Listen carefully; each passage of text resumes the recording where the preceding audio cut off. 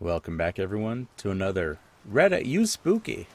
Continuing on with Spooktober, I would like to thank you guys for watching this weird and new format I have.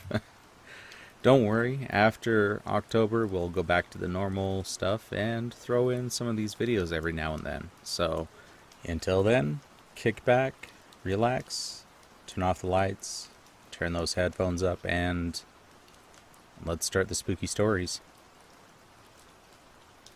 My childhood home was infested with bad spirits. Maybe even worse. From the Ghost Stories subreddit, posted by username Funky Disco Ball. When I was about 6 years old, my mom had just purchased her first home. She was recently divorced and trying to find a house large enough for her 4 daughters and 1 son, which is very challenging to do as a single mother in Central California.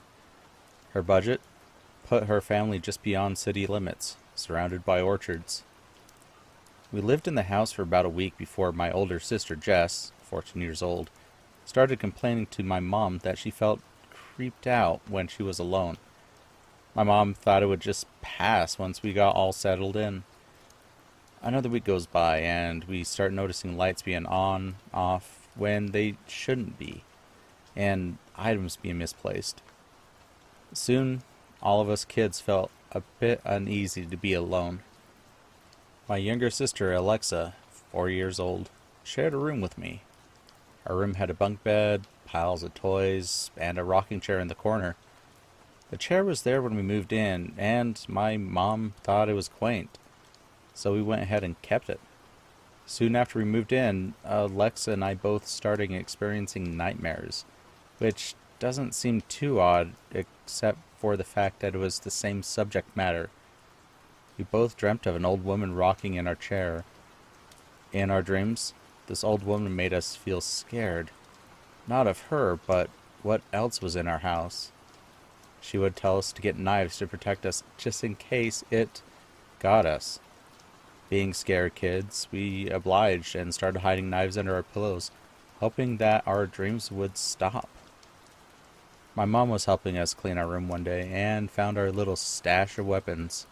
After we told her about the woman and the chair, she promptly threw out that chair, and we were allowed to sleep in her room that night to help us relax. That night, the 3 of us lay in our bed and tried to drift to dreamland, when we started to hear the footsteps. It sounded like someone was walking around our living room and coming down the hallway. It was past bedtime, so my mom thought it was one of the other kids wandering around. She yelled at them to get back to bed. It sounded like the footsteps were coming closer to her bedroom. She called out again and started to get out of bed when the door opened. The hallway light was on, but no one was outside the door. The hallway was empty. She checked my baby brother and sister's room, both 2-year-old twins, and Jess's.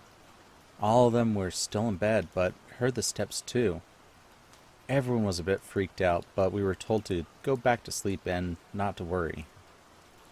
The next day, Mom makes a point to keep us distracted and outside for most of the day. By the time it's time to come inside, we're all wiped and ready to pass out. Sometime in the night, I woke up needing to pee. So I walk into the hallway, flip on the lights, and go towards the bathroom.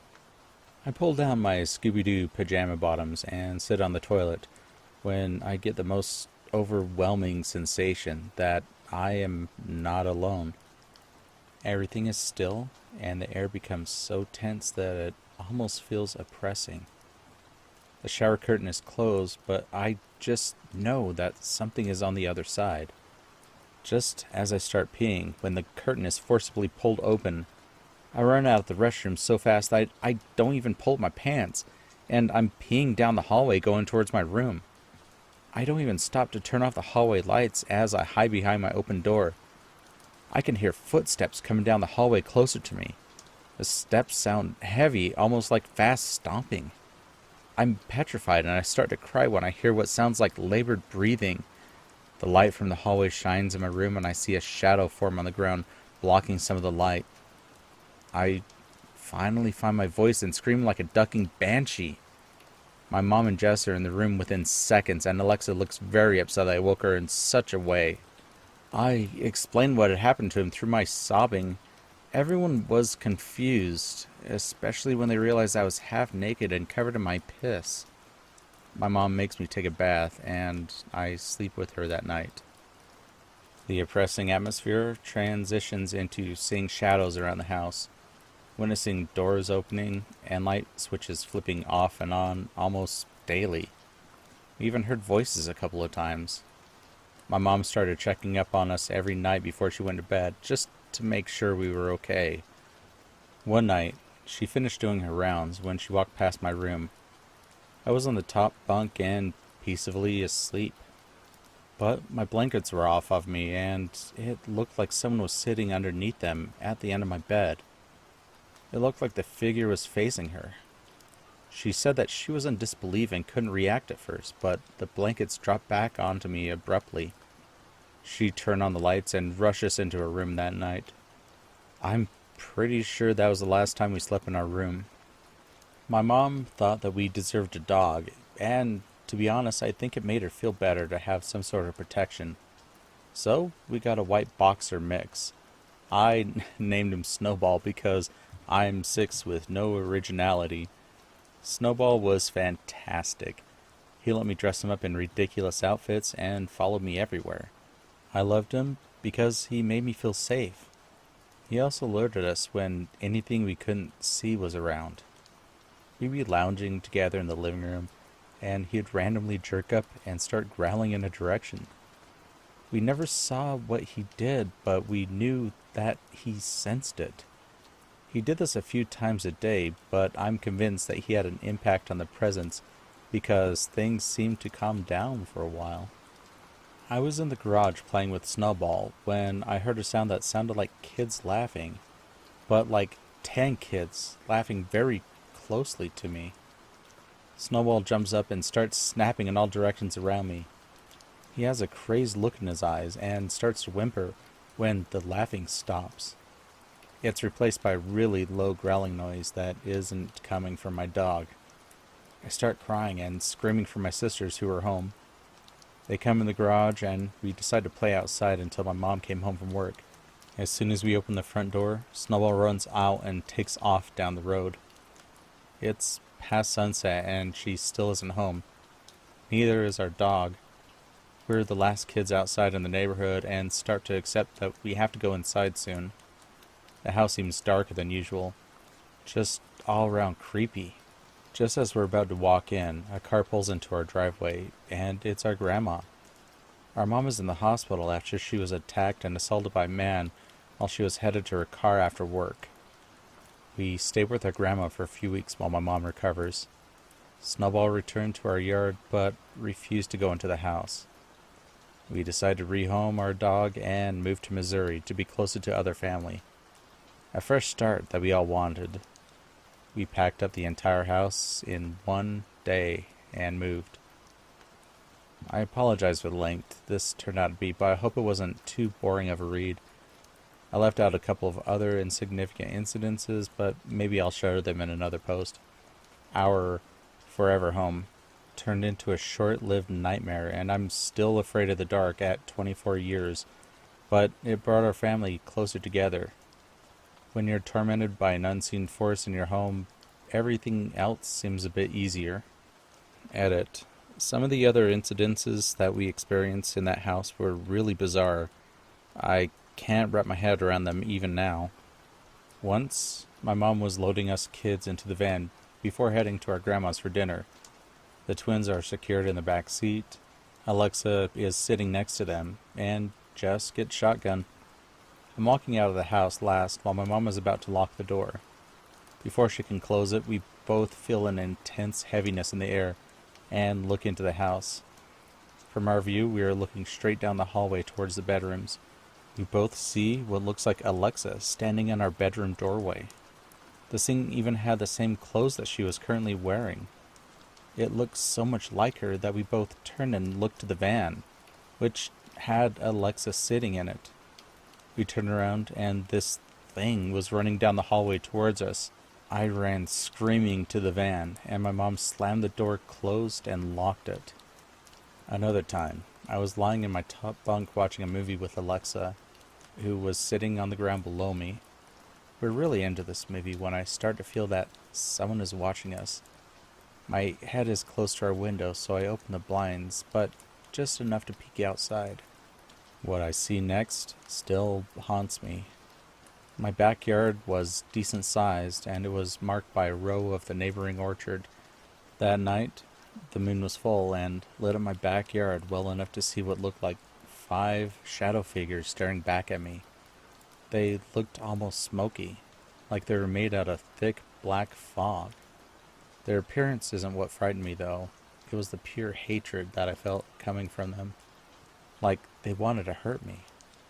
I stared at them for what seemed like forever before I screamed for my mom. She was in the living room with some of our friends when they heard me scream out about some people being in our backyard. At this point, it's key to mention that my mom is a badass who shifts into Mama Bear mode immediately.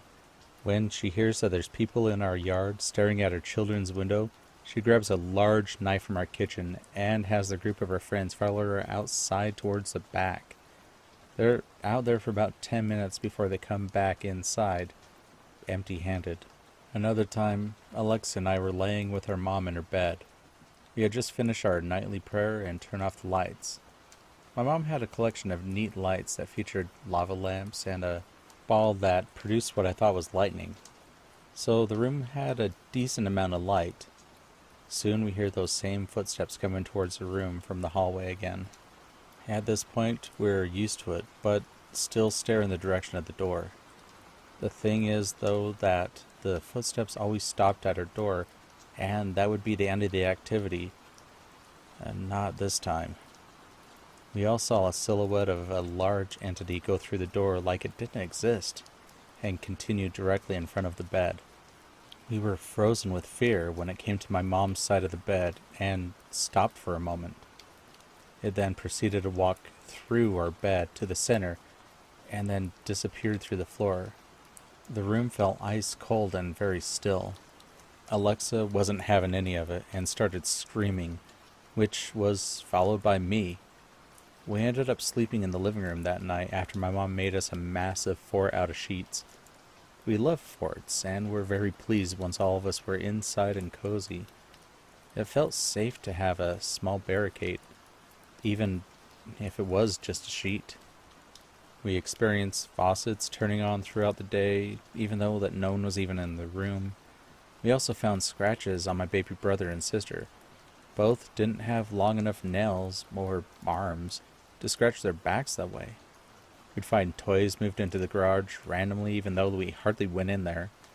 My mom had done some research while living there, and later told us that supposedly the neighborhood was thought to have been built on a native burial ground. It turned out that when my mom spoke to a few of our neighbors, they told her that they had shared similar experiences in their homes. So there's a big possibility that there's an entire haunted neighborhood in the Central Valley, which I never plan on visiting again. Thank you all again for listening to this Reddit story spooky thing. So if you guys liked what you heard, give me a thumbs up, share with a friend, subscribe, and we'll have some more videos to round out the month of October. Anyway, thanks again, and I'll see you in the next video. So until then, later kids.